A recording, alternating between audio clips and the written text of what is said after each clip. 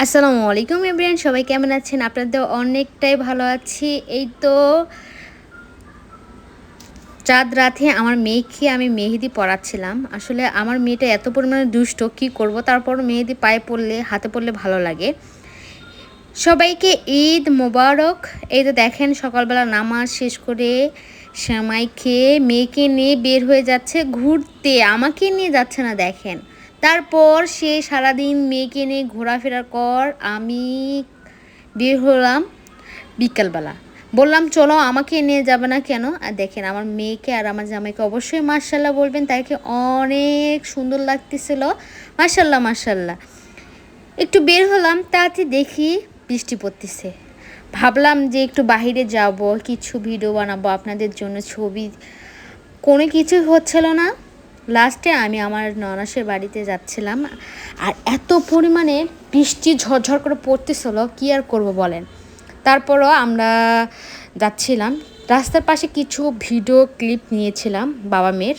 আসলে আমার মেয়ে কিন্তু এই জামাটা কিন্তু আড়ংয়ের। আমি সব জামা এবার মেয়ে আড়ং থেকেই কেনাকাটা করছি।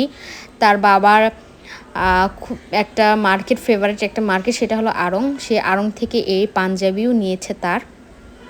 আর দেখেন কিভাবে বৃষ্টিটা পড়তেছিল। আসলে এই রাস্তায়, নিরিবিলি রাস্তা, খুবই ভালো একটা রাস্তা, ভালো লাগে। সবাই এসে এখানে ছবি তোলে, ভিডিও বানায়। দেখেন আমার মেয়েটাকে কেমন যেন লাগতেছে, খুব বড় হয়ে গেছে আমার মেয়েটা। তারপর আমরা সন্ধ্যার টাইমে আমার জামাইয়ের বন্ধুর বাড়িতে আমরা গিয়েছিলাম। তার মা আন্টি এত পারদর্শী, এই খেতাগুলো কিন্তু নিজের হাতেই তৈরি করছে। আমাদেরকে সবগুলোই খেতা বের করে, মানে কাঁথা, নকশি কাঁথা, এটা কুরুশের মানে সব কিছু, চাদর, মানে শাল, বিছানা চাদর, সব কিছু দেখাচ্ছিলো। দেখেন আড়ংও ফেল, আড়ংয়ে কিন্তু এইসব কাজ চলে কাপড় চোপড়ে, কিন্তু উনি যে এত পারদর্শী আমি দেখে অবাক। আল্লাহ, দেখেন আন্টি কিন্তু এখানে কথা বলতেছিল। ওনার হাতের কাজগুলো যে এত নিখুঁত আমি বলে বোঝাতে পারবো না। এটা জামাও তৈরি করে উনি। উনি এমনটা জামা আছে, তার একটা মেয়ে আছে, তারপর ছোট্ট একটা মেয়ে, ছোট থেকে বড় হয়েছে, মনে হয় কোনোদিন উনি কিনে জামা পরাই নাই। শুধু উনি নিজের হাতে তৈরি করে জামাগুলো তার মেয়েকে পরায়। কারো কি মনে হবে যে এগুলো হাতে তৈরি করা?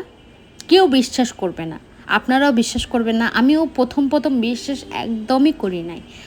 পরে যখন ওনার প্রত্যেকটা সেলাই মেশিনগুলো দেখলাম, ওনার হাতের কাজগুলো আমার সামনে একটু করলো, মানে আমি পুরাই অবাক। প্রত্যেকটা জামা আপনারা মনতে দেখেন, অসম্ভব সুন্দর হাতের কাজগুলা উনি নিজেই আমাদেরকে দেখাচ্ছিল বের করে।